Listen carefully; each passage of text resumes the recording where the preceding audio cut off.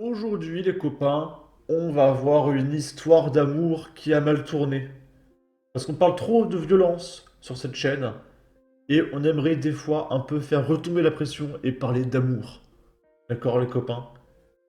Ici, on va parler de l'histoire d'amour entre Iris, 81 ans, et un migrant de 35 ans égyptien qui avait ému la presse du monde entier.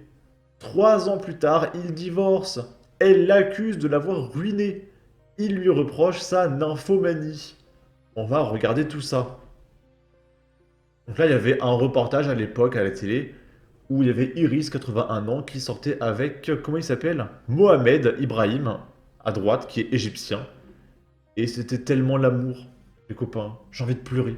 C'était beau. Tout avait commencé le 11 novembre 2020. Les fans de l'émission se souviendront souvent de cette femme de 81 ans qui partage sa vie avec un homme de presque 50 ans, son cadet. Elle a fait une apparition mémorable alors qu'elle s'attardait sur les détails de leur vie, on va dire S, et qu'elle partageait leur première nuit de passion avec Mohamed, un Égyptien de 35 ans. Et maintenant, Mohamed et Iris se sont rencontrés sur Facebook et sont devenus mari et femme, comme le relate le Mirror. Mohamed a expliqué qu'il ne veut pas de nationalité ni d'argent. Je suis à l'aise comme ça et je travaille, loué soit Dieu, je vis avec mon propre argent. Et ici, on est le 24 mai 2024, une femme de 83 ans devenue célèbre après avoir épousé son amant égyptien, âgé de plus de la moitié de son âge, l'a qualifié de preneur d'argent égoïste. Iris Jones, 83 ans, s'est mariée avec Mohamed Ibrahim, 37 ans, en juin 2020 et a assuré aux critiques, dont sa famille, que leur relation durerait. Mais il y a 3 mois, il est apparu qu'elle l'avait expulsé de chez elle, de Webstone Superbar, et l'avait remplacé dans son affection par son chat, Monsieur Tibbs. Au début, c'était une bonne épouse, jusqu'à ce qu'elle commence à m'utiliser pour le S, comme un esclave. Quand je revenais du travail, je ne pouvais même pas me laver ou aller aux toilettes. Il fallait que je la comble. Elle voulait aussi que j'oublie ma famille là-bas en Égypte, a confié Mohamed. Et d'assurer, je n'ai jamais couru après son argent. Si j'étais une personne de ce genre, j'aurais épousé quelqu'un d'autre. J'ai déjà reçu des propositions de femmes riches, mais ce n'est pas moi, a-t-il assuré. Bon, c'est quand même, il est très recherché, Mohamed, hein. Il a plein de femmes qui lui sautent dessus. D'accord? Bon, c'est dommage, apparemment Iris, elle voulait tout le temps le soulever. Et c'était trop insupportable pour Mohamed. Voilà. Je vous laisse à vos théories en commentaire à propos de cette histoire d'amour. Moi, je vais regarder les réactions des gens. Il y en a qui me fait rire. C'est sa prof de théâtre.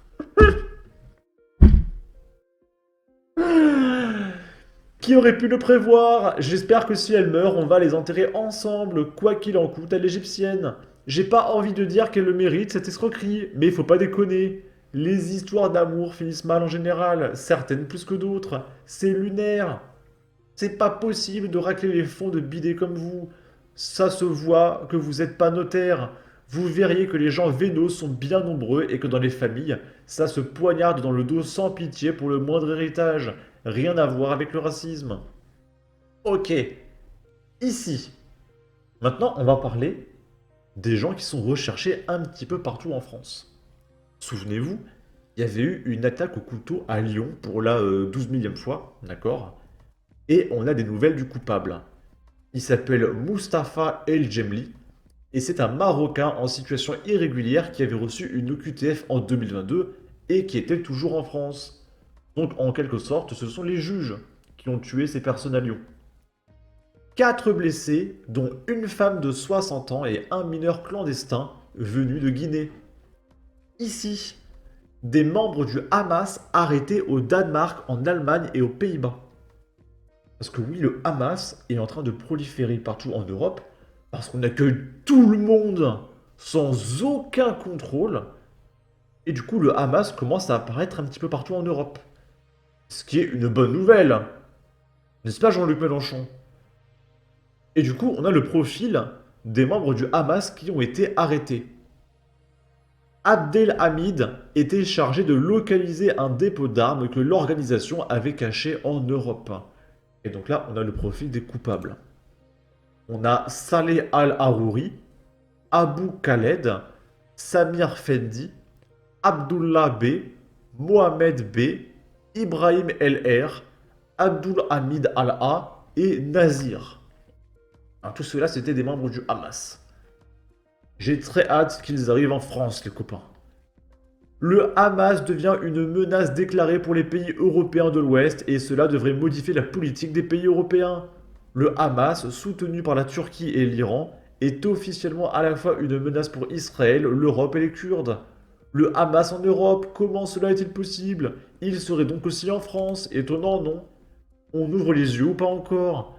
Édifiant, ça n'augure rien de bon pour les européennes, car le Hamas y est bien présent, et on peut s'attendre à des attaques sanglantes en Europe, et dire que la LFI soutient ces tarés.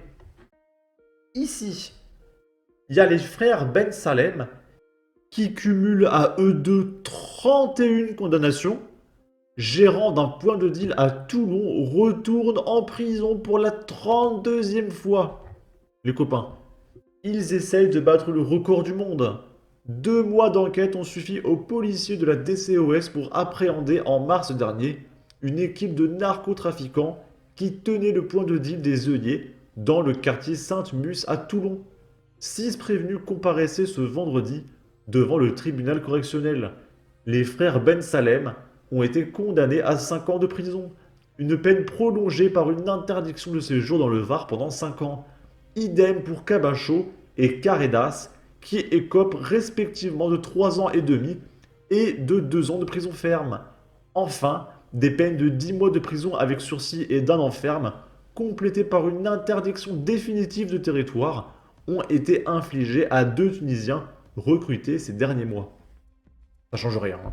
Ils seront relâchés, puis ils seront en liberté, on dira « Oh, un migrant tunisien sous OQTF a tué, nanana », bref. Et du coup, moi je vous pose une question. Quel est le point commun entre Mohamed, Mustapha, Samir, Abu Khaled, Salah Al-Haouri, Ibrahim, etc. Eh bien, je vous donne dans le mille. Leur point commun, c'est qu'ils sont pauvres. Et ils ont été affaiblis par le système. C'est insupportable, donc votez pour Jean-Luc Mélenchon, pour qu'on leur donne plus d'argent.